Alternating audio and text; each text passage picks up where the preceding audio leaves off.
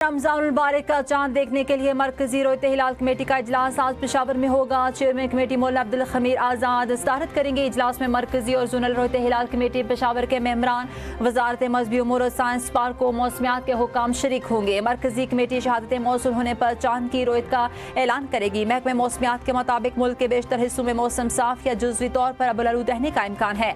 Sparco के मुताबिक चांद नजर आने के कवी इम्कान हैं। कल 19 फरवरी बरोज जुमेरात को पाकिस्तान में पहला रोजा होगा।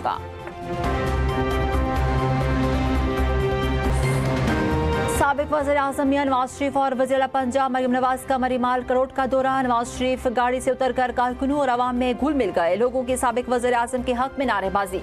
मियां नवाज शरीफ और मरियम नवाज ने मरी में चाय का लुत्फ भी उठाया। शहरियों का वज़ीर पंजाब को अपने दरमियान देखकर खुशी का इजहार। दौरे के मौके पर माल रोड और अतराफ में सिक्योरिटी के सख्त तरीन इंतजाम थे।